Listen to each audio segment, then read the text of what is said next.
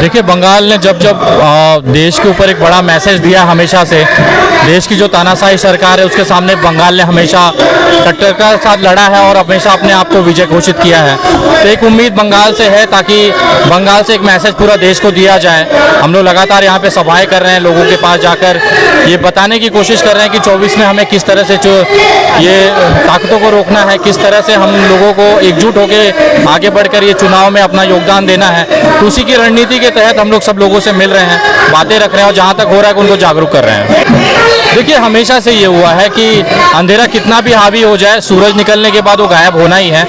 ये देश का वही नागरिक है जिसने भारतीय जनता पार्टी को सत्ता के तख्ता पे बिठाया और यही ये जनता होगी जो इनको सत्ता से उतारेगी। कोई भी परमानेंट नहीं है, परिवर्तन समाज का और नियम है। आज हमारे देश की यूनिटी को तोड़ने का प्रयास किया जा रहा है। लोगों को हिंदू, मुस्लिम, मंदिर, मस्जिद, चर्च और गुरुद्वारे के नाम पर लोगों को बांटा जा रहा है। एक बात मैं आपको बता देता हूँ कि आप लोग अगर मंदिर और मस्जिद में व्यस्त रहेंगे तो इस देश के अंदर बेचने वाले लोग इस देश को बेच देंगे और वापस गुलाम बनाकर चले जाएंगे। वो लोग 4 किताबें नहीं पढ़ी है, वो संविधान पढ़ने की बात कर रहे हैं। तो उनको बता देना चाहता हूँ कि ये आरएसएस की चट्टी नहीं है कि जिसको निक्कर से फुल। बीजेपी संविधान बदलने का कोशिश कर नहीं रहा, बल्कि एक के बाद एक बिल पारित करके संविधान के आर्टिकल्स को बदल रहा है।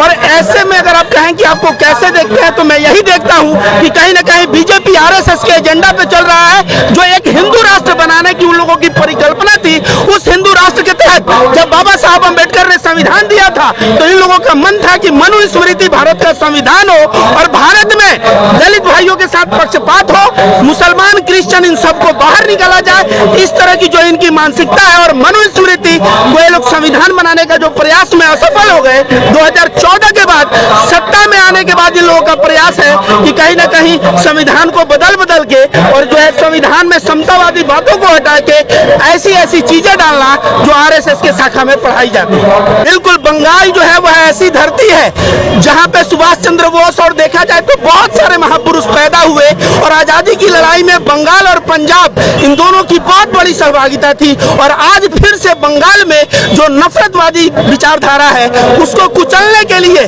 बंगाल की धरती से पुनः आवाज उठ रहा है। और यह दिखाता है कि यह विवेकानंद की जमीन है, यह रामकृष्ण परमहंस की जमीन है, यह चैतन्य महाप्रभु की जमीन है।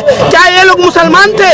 नहीं, ये लोग हिंदू थे, लेकिन इन्होंने पाठ क्या पढ़ाया? प्रेम का पाठ पढ़ाया। और प्रेम और सद्भाव जो बताते थे उसी रास्ते पे हम लोग चल के बंगाल से पुनः जो है नफरत को कुचलने के लिए एक बार। आप लोग जनता है 10 साल में समझ गए हैं और 10 साल बहुत हुआ। अब ऐसे लोग ना रहे देश में, शांति, अमन, चैन काम चाहते हैं, सुखी से रहना चाहते हैं। ये बताना मुश्किल है, इतना ज्यादा गलती किया है 10 साल में। जो हम गिनाने लगेंगे तो 10 साल लग जाएगा। रोज एक गलती करता है मोदी, इसीलिए सबको भ्रम में रखता है। सबसे झूठा है, खाली झूठ बोलता है। आज तक उसने बताया कि वो अपनी पत्नी को किस वजह से छोड़ा, आज तक किसी को पता चला? ऐसा नहीं, अब वो उसका समय आ रहा है, सरकार से नीचे उतरेगा। सारा बीजेपी उस मंदिर में दरबानी करेगा, उसमें चंदा लेगा और उन लोग का वही ड्यूटी देंगे।